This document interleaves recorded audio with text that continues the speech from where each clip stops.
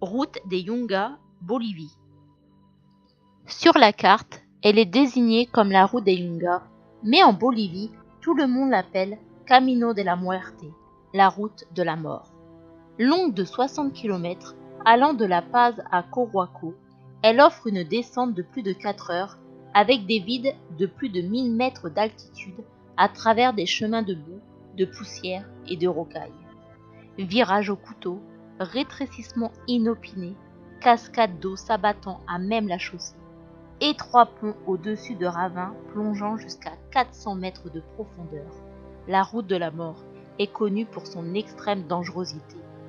Les bus et les camionnettes ne peuvent en outre pas se croiser, et il n'est pas rare de voir descendre un passager pour guider, au milieu des prières, le conducteur jusqu'au prochain élargissement. On estime que 200 à 300 voyageurs se tuent chaque année sur cette route, ce qui représente 4 décès par semaine. Le long de la route, des croix chrétiennes marquent les nombreux points où des véhicules ont été accidentés.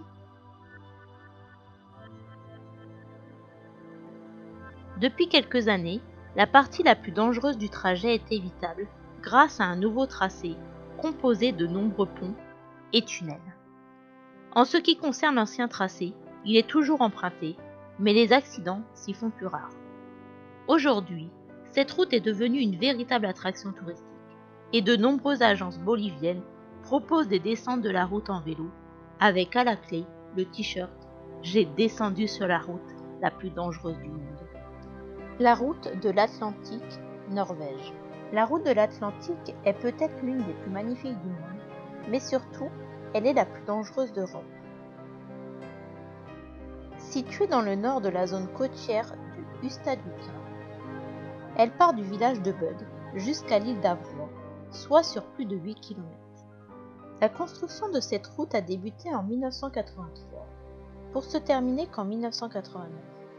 Autant de temps dû aux nombreux ouragans qui se sont déchaînés sur le comté de Møre-og-Romsdal. Sa particularité est qu'elle a été construite sur plusieurs petites îles et récifs. On passe d'île en île par 8 ponts et autres pentes rocheuses. Cette route spectaculaire a une vue entièrement ouverte sur la mer, ce qui est rare sur les routes du long de la côte norvégienne. Au cours de la traversée, on peut voir les fjords et les montagnes à proximité de la route. De toute cette structure incroyable, le plus impressionnant est sans conteste le pont de Storensundet. À partir d'un certain angle de vue, on a comme l'impression que la construction s'arrête là, au milieu de la mer. Il devient alors assez inquiétant de continuer son chemin. Par mauvais temps, surtout en hiver, de grandes vagues déferlent au pied de la route et parfois la traversent, ce qui peut recouvrir totalement les véhicules. En 2005, la route de l'Atlantique a été élue construction norvégienne du siècle et elle est actuellement, en Norvège, la deuxième route la plus visitée après celle de Trollstigen. Clinton Road, États-Unis. Longue d'environ 16 km et située dans le New Jersey aux États-Unis, la Clinton Road est une route tout ce qu'il y a de plus normal, en apparence. Contrairement à la dangerosité de certaines routes, celle-ci est connue pour tous les phénomènes étranges qui s'y dérouleraient et qui lui ont donné le surnom de la route la plus hantée des États-Unis. Isolée et traversant une épaisse forêt, de nombreuses légendes urbaines y sont attachées. Certains parlent de rites sataniques qui s'y seraient déroulés, ainsi que des rassemblements de sorcières et de sanguinaires membres du Ku Klux Klan. D'autres auraient vu des créatures étranges rôder et des mystérieuses lumières. Cette route est très peu fréquentée, surtout la nuit, de peur de croiser ce mystérieux pick-up noir qui prendrait en chasse les automobilistes isolés en leur faisant des appels de phare et en essayant de les sortir de la route pour finalement disparaître en un clin d'œil. Dalton Agway, Alaska. Dalton Agway est l'autoroute la plus isolée du monde. Elle ne traverse que 3 villes. Coldfoot, 10 habitants, Wiseman, 14 habitants, et Dead Horse, 25 habitants. Longue de plus de 600 km, elle traverse le nord de l'Alaska. Elle a été construite comme une route d'approvisionnement pour l'oléoduc Trans-Alaska en 1974.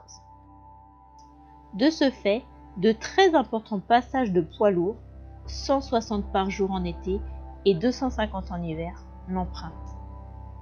Elle débute près de Leavengood et se termine à Dead Horse, près de l'océan Arctique.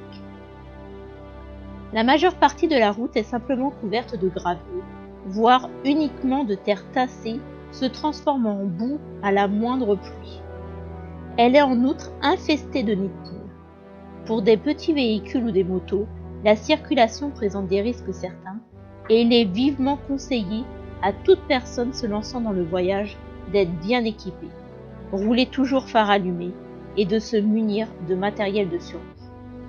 Rouler la nuit, donc en hiver, est totalement suicidaire. Les deux seuls postes de secours sont à Fairbanks et à Dead Horse. Guoyang Tunnel, Chine. Situé dans la province du Henan en Chine, le Guoyang Tunnel a été creusé à flanc de rocher entre 1972 et 1977 par les habitants du village du même nom, lassés d'être coupés du reste du monde. Avant la construction de cette route, le seul accès au village se faisait par un escalier taillé dans la montagne. Les villageois, désespérés par la situation, décidèrent de créer par eux-mêmes une nouvelle voie d'accès en creusant directement la montagne.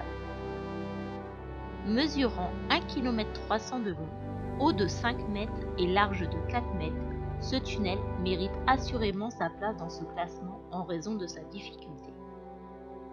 Surnommé la route qui ne tolère aucune erreur par les villageois qui l'ont construite, il mêle étroitesse, virages aveugles et obscurité, puisque les seules sources de lumière sont les larges lucarnes creusées dans la roche à intervalles réguliers. Il faut également rajouter le trafic parfois intense, avec notamment le passage de bus presque aussi large que le tunnel. Et toute sortie de route se traduit par une chute de plusieurs centaines de mètres. Lena Agouet, Russie.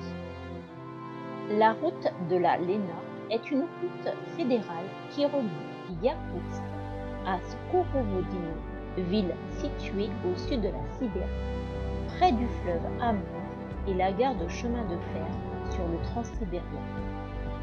Sa destination finale est Yakutsk, qui présente la particularité d'être la ville la plus froide au monde, avec des températures inférieures à moins 40 degrés au mois de janvier. D'une longueur totale de 1235 km, il ne s'agit que d'une piste en terre, la plupart du temps gelée. Sauf en été, où la glace fond, transformant la route en un bourbier redoutable et impraticable. Elle est surnommée la route russe de l'enfer. Russian Agouet from Hell.